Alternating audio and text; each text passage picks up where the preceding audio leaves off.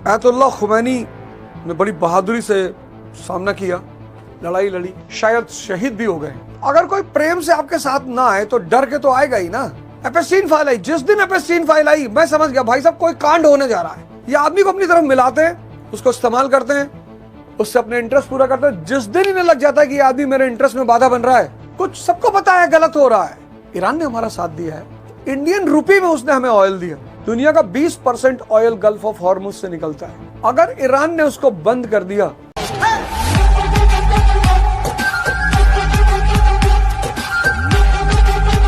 Iran Israel war होना ही था। और जिस दिन एपेस्टीन फाइल्स खुली थी, देखो दुनिया में कौम है ज्यूज, मुझे उनका दिमाग, उनका सोचने का तरीका अनोखा है, मतलब है कुछ स्पेशल है वो। जिस दिन एपेस्टीन फाइल्स खुली थी उस दिन मुझे एक बात का अंदेशा था कि भाई साहब कुछ बड़ा खेल होने जा रहा है, क्योंकि सीरिया के मामले में दुनिया ने इनका साथ नहीं दिया। जब सीरिया पे हमला करने की बारी आई कि सीरिया के पास वेपन्स ऑफ मास डिस्ट्रक्शन है, तो दुनिया ने कहा नहीं यार, एक बार तुमने कहा था इराक के पास है, वहां मिला नहीं, तो अब हम तुम्हारे साथ नहीं खड़े। अगर कोई प्रेम से आपके साथ ना आए तो डर के तो आएगा ही ना। तो दुनिया के जितने बड़े बड़े नेता हैं, जितने बड़े बड़े देश हैं, एपेस्टीन फाइल्स के द्वारा इन्होंने सबको अपने कब्जे में कर लिया। ये किसी देश का हमला नहीं है, ये एक जाति का हमला है। 1929 का जो क्रैश हुआ यूएस में, अमेरिका में, ग्रेट डिप्रेशन, कभी मौका लगे तो जरूर पढ़ना ग्रेट डिप्रेशन। तो जो ग्रेट डिप्रेशन हुआ 1929 इन्होंने कराया, ज्यूज ने। ये दुनिया में कुछ भी करा सकते हैं, क्योंकि इनको एक चीज इनके हाथ में है, फाइनेंस और एजुकेशन। और दो चीजों से बड़ी ताकत और क्या हो सकती है। मैं बार बार कहता हूं कि अगर 100 नोबेल प्राइज दिए गए हैं तो 95 नोबेल प्राइज यहूदियों के पास गए। संपत्ति, समृद्धि, शक्ति के बिना रह ही नहीं सकती। आप देखो घटनाक्रम, देखो आप स्टोरी को कनेक्ट करो। एपेस्टीन फाइल आई, एपेस्टीन फाइल आई, जिस दिन एपेस्टीन फाइल आई मैं समझ गया भाई साहब कोई कांड होने जा रहा है। और मुझे पूरा अंदेशा था कि एपेस्टीन फाइल को बहाना बना के ये पूरी दुनिया को अपने पीछे कर लेंगे। कर लिया, सबका नाम है। कौन सी कंट्री बड़ी कंट्री है जिसके लीडर का, जिसके नेताओं का उसमें नाम नहीं? जेफरी एप्स्टीन इन्हीं के लिए काम कर रहा था। वो फाइल निकाली इन्होंने क्योंकि ये जानते थे कि सारी दुनिया हमारे साथ खड़ी नहीं होगी। और एक ऊंचाई पे पहुंचने के बाद हर व्यक्ति को लगता है कि अगर मेरी बदनामी हुई, मेरी बेइज्जती हुई, तब क्या होगा। बड़ी मुश्किल लगती है पद कमाने में, पैसा कमाने में, नाम कमाने, बहुत झूठ बोलना पड़ता है। इन 3 चीजों को कमाने के लिए, इन 3 चीजों को कमाने के लिए बहुत झूठ बोलना पड़ता है, बहुत मक्कारी करनी पड़ती है, और कोई रास्ता है ही नहीं ना। ये माया का रास्ता, ये तीनों चीजें माया से जुड़ी हुई है, ये तीनों चीजें माया से जुड़ी हुई हैं। और ये माया के सिद्धांत है। बड़ा मरना पड़ता है, बहुत रोना पड़ता है, तब जाके पद, पैसा और नाम क्रिएट होता है। उम्र बीत जाती आदमी की, 60 साल 65 साल का हो जाता है, और तब उसे लगता है कि भाई अगर मेरा नेगेटिव चेहरा दुनिया के सामने आया तो फिर मैं तो कहीं का नहीं रहूंगा। और यहूदियों को इजराइल से अपना पैसा वापस लेना था। 1920 ब्रिटिश पेट्रोलियम, 1955 बगदाद पैक्ट। और ये जितने भी लोग अमेरिका से जिन्होंने दोस्ती की, यहूदियों से जिन्होंने दोस्ती की, यहूदियों ने और अमेरिका ने बाद में उनको पटक कर मारा बहुत। पूरी हिस्ट्री उठा के देख लो। ये आज है इरानियंस, इनका एक राजा था रजा खान पहलवी, वो तो इनकी गोद में ही बैठा रहता था, जी मालिक जी मालिक जी मालिक। कभी सद्दाम हुसैन भी बैठे रहते थे, कभी गद्दाफी भी बैठा रहता था। ये आदमी को अपनी तरफ मिलाते हैं, उसको इस्तेमाल करते हैं, उससे अपने इंटरेस्ट पूरा करते हैं। जिस दिन इन्हें लग जाता है कि ये आदमी मेरे इंटरेस्ट में बाधा बन रहा है, उसके बाद तो बहुत ही खतरनाक दौर से दुनिया गुजर रही है, बहुत ही खतरनाक दौर से, कुछ भी हो सकता है। और जब ये तेल मिला 1847 में, आज ये ईरान की हालत थोड़ा सा बता देता हूं आपको। 1847 में जब पहली बार दुनिया में तेल मिला, 1847 जब पहली बार दुनिया में तेल मिला, कहाँ मिला? पेंसिल्वेनिया में। 1860 तेल मिला रोमानिया में। 1910 ईरान, मिडिल ईस्ट। और जिसका ऊर्जा पे कब्जा, जिसका अपने समय की ऊर्जा पे कब्जा, वो दुनिया की महाशक्ति। सिंपल सा नियम है, जिस देश का अपनी समय की ऊर्जा पे कब्जा होगा, ऊर्जा मतलब एनर्जी, वो दुनिया की महाशक्ति होगा। और यहीं से यहूदियों ने, यहीं से 1897 जियोन मूवमेंट, थियोडर हर्जल, यहूदियों को बचाना है, यहूदियों का देश बनाना है। और 1917 में ब्रिटेन ने मान लिया, पहले वर्ल्ड वॉर के समय, बेल्फोर डिक्लेरेशन, आर्थर बेल्फोर विदेश मंत्री है ब्रिटेन का, मान लिया कि ठीक है यहूदियों का देश होना चाहिए। और फिर इसी बैकग्राउंड में 1948 में इजराइल बनाया। किसने बनाया? यूनाइटेड स्टेट्स ऑफ अमेरिका ने। क्यों? जिससे कि ये मिडिल ईस्ट का जो तेल का खजाना है, इस खजाने पर कब्जा किया जा सके।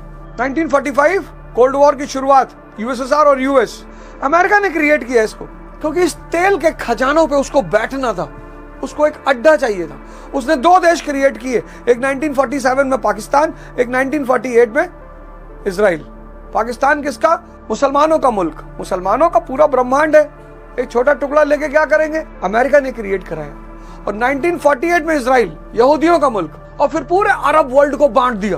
और साउदीज आका के खिलाफ जा ही नहीं सकते, सारा पैसा यहूदियों के पास है। आज वो फाइनेंस पैसा रोक दें, ये शेख खत्म हो जाएंगे। अयतुल्लाह खुमैनी ने बड़ी बहादुरी से सामना किया, लड़ाई लड़ी, शायद शहीद भी हो गए।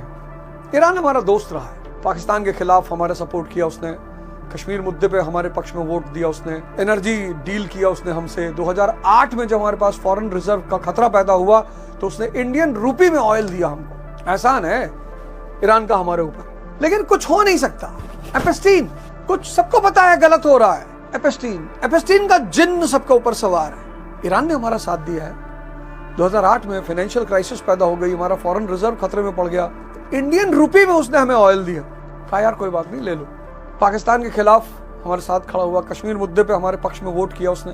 चाबार पोर्ट हम उसका देख ही रहे थे, एनर्जी एग्रीमेंट हमारा है ही है उसके साथ। तो इस देश को, इस दुनिया को बहुत बड़े खतरे में ढकेल दिया गया है। दुनिया का 20% ऑयल गल्फ ऑफ हॉर्मुज से निकलता है। अगर ईरान ने उसको बंद कर दिया, ध्यान देना मेरी बात, दुनिया का 20% ऑयल गल्फ ऑफ हॉर्मुज से निकलता है। अगर ईरान ने उसको बंद कर दिया तो आप समझ लेना कि भारत में पेट्रोल मिलेगा 5,000 रुपए लीटर। और अगर पेट्रोल और डीजल हुआ 5,000 रुपए लीटर, तो आप सोचो गेहूं, आटा, चावल, इनकी कीमतें कहां पहुंच जाएंगी। और अगर ऐसा हुआ तो दुनिया एक बहुत बड़े संकट में फंस चुकी है। आप इसका मजा मत लीजिए, थोड़ा सा होशियार हो जाइए, जागरूक हो जाइए, थोड़ा सा जाग जाइए। अनाज घर पे रख लीजिए, कुछ अपनी व्यवस्था एक इमरजेंसी की कर लीजिए, क्योंकि बहुत काले बादल मंडरा रहे हैं। ईरान का इतिहास बड़ा प्यारा है, बहुत प्यारा। एक तो उनकी ज्योग्राफिकल टेरेन बहुत अच्छी है। एक बार वो दुश्मन को नीचे फंसा ले जाएं, उनका सबसे बड़ा योद्धा उनका टेरेन है। वो जानते हैं बेटा नीचे आ जाओगे तो वापस नहीं जाने देंगे। और यार किसी की संपत्ति को भी लूटोगे ना तो उसको दुख तो होगा ही। भाई ईरान को न्यूक्लियर बॉम्ब नहीं बनाने दोगे, क्यों नहीं बनाने दो? इसीलिए ना कि तुम उसकी संपत्ति को लूट सको। भाई समृद्धि वाला आदमी अगर ताकतवर हो जाएगा तो आप उसकी संपत्ति को नहीं लूट पाओगे। ये जो न्यूक्लियर प्रोलिफरेशन ट्रीटी और ये सब आया कि न्यूक्लियर एनर्जी का विस्तार, उसका मेन उद्देश्य क्या था? ये वेस्टर्न पावर्स चाहती थी कि 2, 4, 5 लोगों के पास न्यूक्लियर बॉम्ब रहे बस, जिससे हम पूरी दुनिया को एक्सप्लॉइट कर सकें, लूट सकें, डर दिखा सकें। मैंने एक ट्वीट किया था आज से 6 दिन पहले, उसमें बहुत सारे लोग आए, बड़े चिल्लाए, अबे तू भविष्यवक्ता बन गया है, तू अब ये करने लगा फलाना। खैर यार 1 अरब 50 करोड़ के देश में मैं बार बार ये बात कहता हूँ, अगर 1 लाख लोग भी आपका विरोध नहीं करते तो आप मुर्दा हैं। अगर आपके दुश्मन नहीं है तो आप मुर्दा हैं। अगर आपकी कोई बुराई नहीं करता तो आप मुर्दा हैं। अगर आपको कोई गाली नहीं दे रहा आप मुर्दा हैं। मरे हुए, ये सब मरे हुओं की निशानी। इन सब बाहर आने का नाम है ध्यान, साधना। कितने लोग टेंशन में आ जाते हैं, परेशान हो जाते हैं। 2014 के बाद से तो एक लॉबी क्रिएट की गई, IT सेल उनका क्रिएट किया गया, जिसका एक ही उद्देश्य होता था कि जो भी एक साउथ के MP हैं भाषण दे रहे थे, मैं सुन रहा था, लेकिन उनकी उम्र कम है तो उनको बहुत ज्यादा सीरियसली नहीं लिया जा सकता। कह रहे थे जो मोदी के साथ नहीं है वो देश का दुश्मन है। भाई मेरे अरस्तु के चच्चा, डेमोक्रेसी में 2 चीजें होती हैं, 2, एक सरकार, एक विपक्ष। विपक्ष चूड़ी बना के गाना नहीं गाता, मेरे हाथों में 9 चूड़ियां, जरा देखो मोदी जी थोड़ी सी है मजबूरियां। इसके लिए विपक्ष नहीं होता चाचा, पढ़ लो थोड़ा सा।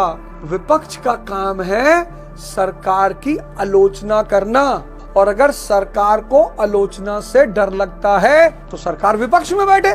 सरकार वो काम करे जो वो अच्छा कर लेती है। सब बीजेपी अच्छा आलोचना कर लेती है, सड़क पे उतर आती है, आप प्याज की माला पहन लेती है, और क्या कहते हैं वो सिलेंडर पटक लेती है। बीजेपी विपक्ष के रूप में बड़ी शानदार पार्टी है, बहुत शानदार, मतलब उसकी जितनी तारीफ की जाए कम है। सरकार में आके थोड़ा सा, उनके पास भी अच्छे लीडर्स हैं, ऐसा नहीं है कि नहीं है उनके पास भी, अच्छा रूल किया उन्होंने। लेकिन जिस पार्टी को आलोचना से डर लगता है उस पार्टी को विपक्ष में बैठना चाहिए। आप वो काम करो ना जो आपको अच्छा लगता है। आज भारत पर हमला करने से पहले कौन सोचेगा ना, इंदिरा गांधी का उसमें बहुत बड़ा रोल है, अटल बिहारी वाजपेयी का उसमें बहुत बड़ा रोल है, एपीजे कलाम का उसमें बहुत बड़ा रोल है। ये वो लोग हैं जिन्होंने भारत को न्यूक्लियर पावर बनाया। मतलब सलाम है जवाहरलाल नेहरू को। 1950 भारत के पास खाने को नहीं है, खाने को। तुम में से बहुत सारे लोग उस व्यक्ति को गाली देते हो, तुम्हारा दोष नहीं है दोस्त, तुम्हारा दोष नहीं है, तुम पढ़े ही नहीं, तुम तो सुने।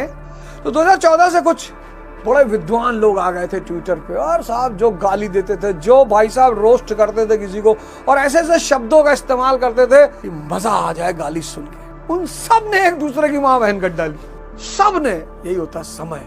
किसी को माँ बहन की गाली नहीं देनी चाहिए। गाली बहुत मन कर रहा तो दे दो, कोई बात नहीं है, लेकिन नहीं देनी चाहिए। मेरा ऐसा मानना है कि नहीं देनी चाहिए, नहीं कहना चाहिए। हम सबकी माँ एक ही है, हम सब भारत देश में पैदा हुए, वंदे मातरम कहते हैं हम, तो वैसे गाली दे लो।